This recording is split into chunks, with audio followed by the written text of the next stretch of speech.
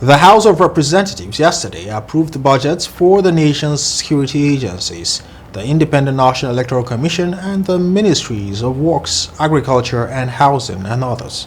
The approval is sequel to the supplementary budget submitted to the House by the President Bola Ahmed Tinubu earlier this week. The President Bola Ahmed Tinubu had submitted a letter for the passage of the supplementary budget at plenary on Tuesday, and it was speedily read and passed by members after the bill skilled first and second reading. Defense got the largest chunk with 470 billion naira, followed by the Ministry of Works with 300 billion naira. Next is Agriculture with 200 billion naira, FCT with 100 billion naira, Housing 100 billion naira, Police with 50 billion naira, and the Independent National Electoral Commission received 18 billion naira to complete its preparation for the off-cycle election in Imo, Kogi, and Bayelsa states. Committee for further deliberation and considerations.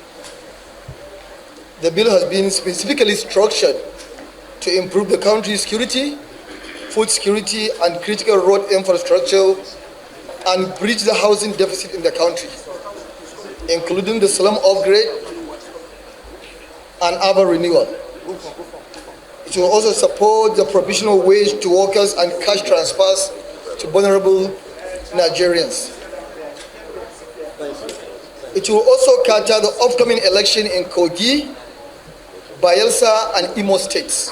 When I resumed, we had a net a deficit of 6 trillion.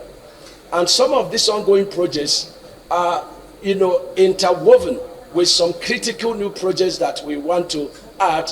And there's some projects that have been abandoned in the past 20 years. So Mr. President directed that we should bring all of them on board, and that is going to cost, about 11 trillion.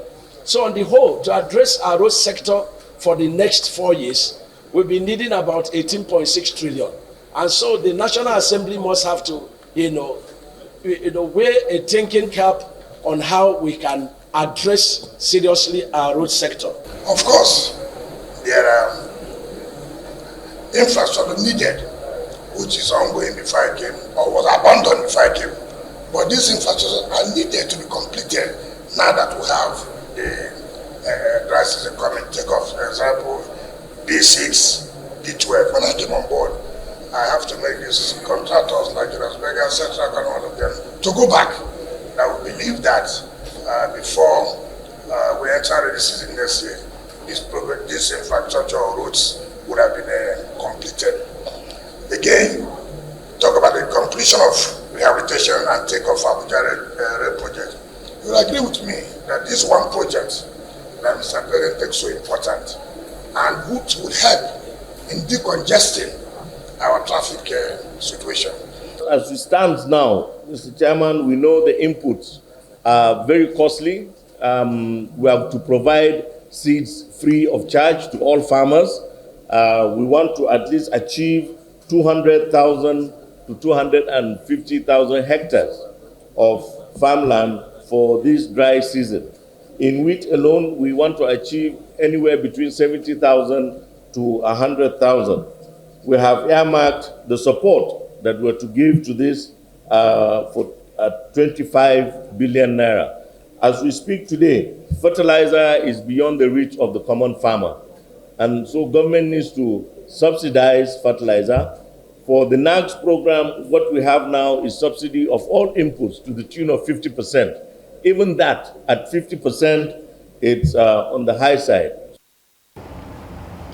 They were grilled and cleared by the House Committee on Appropriation, with chairmen and deputies of the affected committees in attendance to ensure that the money approved will be well utilized.